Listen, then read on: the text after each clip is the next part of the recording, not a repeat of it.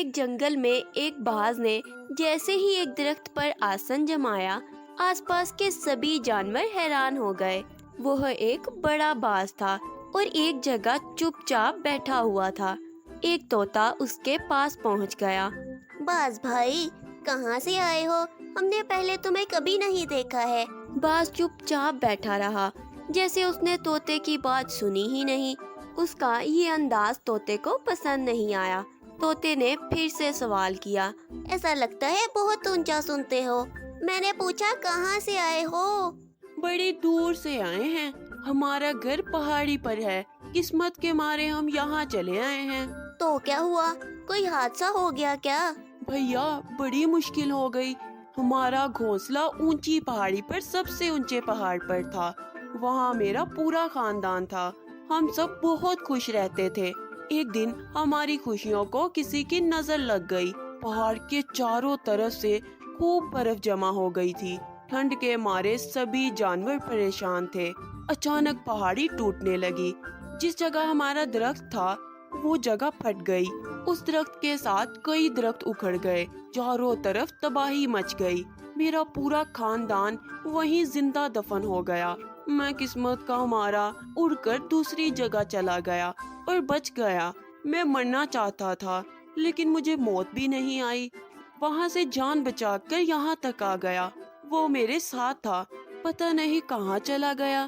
کون تھا ساتھ میں جو چلا گیا؟ میرے ساتھ میرا دوست ایک الو تھا، اس نے رات میں میری بہت مدد کی، اس نے میری زندگی بچا لی۔ مجھے 3 دن کچھ کھانے کو نہیں ملا، اس الو نے ہی میرے لیے کھانے کا انتظام کیا تھا، مجھے سارا کھانا دے دیا تھا، مجھے ٹھنڈ سے بچانے کے لیے انتظام کیا، پھر اس کے بعد کھانے کی تلاش میں نکل گیا تھا۔ اس کے بعد ٹھنڈ میں اسے کہیں کھانا نہیں ملا، وہ میرے ساتھ اسی جنگل میں چلا آیا، لیکن دن میں وہ اڑ نہیں پایا اور ایک درخت پر بیٹھا رہا۔ میں بھی اسی درخت پر تھا، وہ سو گیا، جاگنے پر وہ کہیں بھی دکھائی نہیں پڑا۔ میرے پاس اس نے کھانے کے لیے کچھ رکھ دیا تھا، مجھے بھوک لگی تھی، میں نے کھا لیا اور اسے آس پاس ڈھونڈنے لگا، لیکن اس کا کہیں پتہ نہیں چلا۔ اس الو نے تمہاری بہت مدد کی ہے، اوپر والے کے ساتھ سے وہ تمہیں مل گیا تھا، وہ سچ مچ ایک فرشتہ تھا، اور اب نہ جانے کہاں چلا گیا۔ ہمارے جنگل میں تو الو بہت کم پائے جاتے ہیں، میں اس کی تلاش کروں گا اور وہ جلد ہی مل جائے گا۔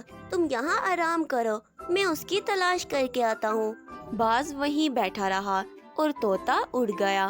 وہ پورے جنگل میں الو کی تلاش کرتا رہا۔ ایک جگہ اسے کچھ پرندوں کا گروہ دکھائی پڑا، طوطا وہاں پہنچ گیا۔ کیا بات ہے، یہاں اتنی بھیڑ کیوں لگی ہے؟ ارے یہ تو الو ہے، یہ تو لگتا ہے وہی الو ہے جس نے باز کی جان بچائی تھی۔ ایسا لگتا ہے بہت بیمار ہے، یہ بہت کمزور دکھائی پڑ رہا ہے۔ الو بھائی، تمہیں اس باز نے بہت یاد کیا ہے جس کی تم نے جان بچائی تھی۔ وہ باز کہاں ہے؟ میں تو اس کے پاس نہیں جا سکتا، اسے ہی میرے پاس بلا لو۔ بہت شکریہ ہوگا تمہارا۔ اچھا یہ بتاؤ، اس نے کھانا کھایا ہے؟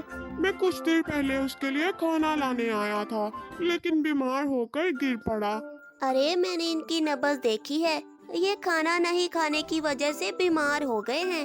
اپنا کھانا انہوں نے اس باز کو کھلا دیا اور خود بھوکے رہ گئے، اسی لیے یہ بیمار ہو گئے ہیں اور ان کی جان خطرے میں آ گئی۔ الو بھائی پریشان مت ہو، میں تمہارے کھانے کا انتظام کرتا ہوں، یہیں بیٹھے رہو، میں آتا ہوں۔ طوطا وہاں سے اڑا اور کچھ دیر کے بعد وہ کھانے کی چیزیں لے کر الو کی جگہ پر پہنچ گیا۔ اس نے الو کو کھانے کے لیے جگانا چاہا، لیکن الو کچھ نہیں بولا۔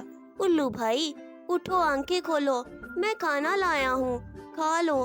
تم ٹھنڈی میں بہت پریشان ہوئے ہو، تم نے اس باز کی بہت مدد کی، میں تمہیں کھلانا چاہتا ہوں۔ اسی وقت باز بھی آ گیا، وہ بیمار تھا لیکن دوست الو کو ڈھونڈتے ڈھونڈتے آ گیا۔ میرے دوست آنکھیں کھولو، کھانا کھا لو۔ الو نے آنکھیں کھولی اور ایک نظر اپنے دوست باز کو دیکھا۔ دوست تم نے کھانا کھایا ہے؟ ہاں دوست، میں نے کھایا ہے، یہ دیکھو تو طوطا بھائی تمہارے کھانے کے لیے بہت کچھ لے کر آئے ہیں۔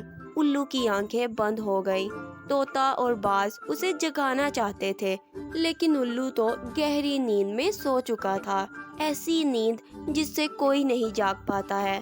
الو بیچارہ ایک طرف گر گیا، ایک فرشتہ ساتھ چھوڑ کر چلا گیا۔ گدھ اور طوطے کی آنکھیں بھر آئیں۔ Thanks for watching. Please subscribe to our channel.